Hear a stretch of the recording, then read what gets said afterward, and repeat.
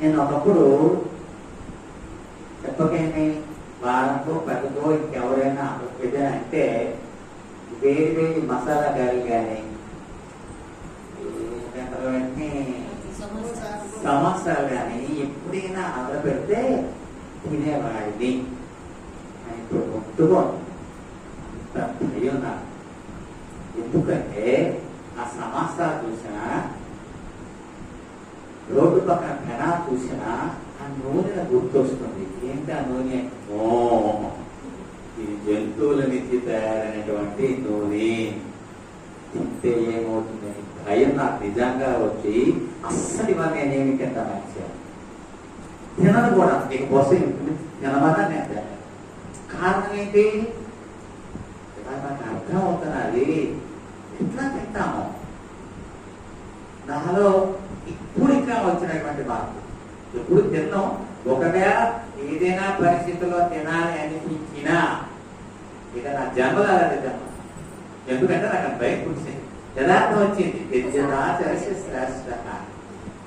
ఈ చెప్పలేని అబద్ధాలు కాదు కదా, నోటికి నూరుపాటు వాస్తవమే. ఇక శాకాహార మాంసం ఎంత విడమని చెప్పారు. నిజంగా అది మళ్ళీ రిపీట్ నేను చేయలేను. నా అదృష్టం ఏంటంటే శాకాహారిగా పుట్టడం. శాకాహారిగా పుట్టడం కాదు, మాంసాహారిగా పుట్టి శాకాహారిగా మారినటువంటి ఇక్కడ మరి చాలా మంది నా పేరు చెప్పారు. మేడం గారు, మా చిట్టన్న గారు, మేస్త్రి, తర్వాత ఇంకెంకా అందరూ చాలా మంది ఉన్నారు. వాళ్ళు గొప్పవాళ్ళండి. శివాజీ గొప్పవాడు. పుట్టుగా మా పెద్దవాళ్ళు అనలేదు, నాకు తినలేదు. ఇదిగో ఈ మహానుభావుడు. వాళ్ళ ఆవిడ 3 మాసాలు తెలిపోయి అన్నాడు. మళ్ళీ బుద్ధి వస్తే వచ్చి అవును అని. సత్యం అనేది ఏదో ఒక రోజు బయటపడుతుంది. అంతవరకు మనం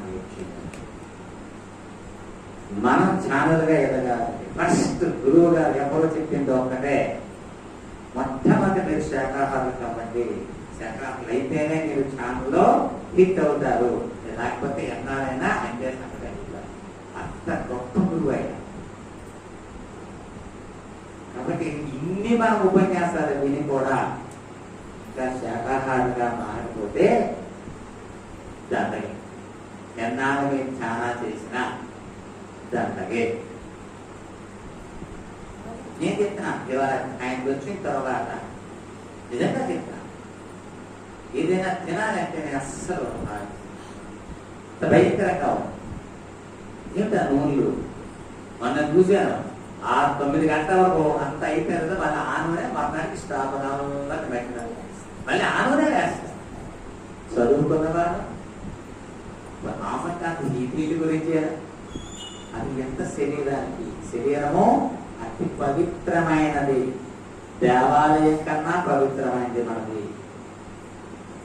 అంత పవిత్రమైనటువంటి ఈ శరీరాన్ని ఈ ఆహారం వల్ల కలుషితం చేసుకుంటే కేవలము శరీరం మాత్రమే కలుషితం కాదు, నీ మనసు కలుషితము, నీ బుద్ధి కలుషితము, జన్మే కలుషితము. ఎందుకు ఈ జన్మ?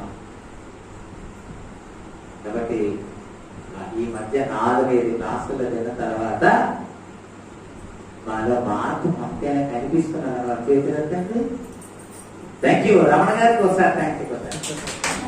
రమణ గారు ఇవాళ ఆగినం. ఇవాళ అంత చెప్పాలి అంటే ఇంత కాగితం. పరీక్షకి బయటైనప్పుడు శిల్పులు రాసుకునేవాడు. నేను చదవలేదమ్మా. ఎప్పుడో 2 నెలల కిందట రాశాను. ఇది అదైతే ప్రిపేర్ అయిపోతాను. ప్రెజెంట్ చేయాలి ఇక్కడ మీ అందరికీ. ప్రెజెంట్ చేయాలి. నాకు అంతకాదు పుస్తకాలు తీసి చదివి రాసినంత లేదు. నాకు వచ్చిందే చెప్తున్నాను. కానీ మొదటిసారి మాత్రం రాసుకున్నాను. ఇంత శ్రమ పడుతున్నందుకు మనం ఫలితాలు అందుకోవాలి. ఖచ్చితంగా ముందు మనం ఫలితాలు అందుకోవాలి. మనం అందుకున్న తర్వాత ఎవరికైనా చెప్పాలి. మిగతా వాళ్ళగా మాటలు చెప్పటం కాదు, మన జీవితంలో ఆచరించి అనుభవించి మాత్రమే మన వాళ్ళు చెప్పాలి. వృత్తిని చెప్తే అది ఎక్కదు. ధ్యానంలో ఉన్నటువంటి గొప్పతనం ఏంటంటే స్వానుభవము. నువ్వు అనుభవించి చెప్పాలి. అనుభవం లేకుండా నువ్వు ఎంత చెప్పినా అవతల వ్యక్తిలోని అది ఎక్కదు, నీ మాటకి విలువ ఉండదు, విలువ ఉండదు. కాబట్టి నిజంగా మనం చాలా శాకాహార మాంసాలు ఎంత చక్కనైనటువంటి గౌరవం చెప్పారో రమణ గారికి మళ్ళీ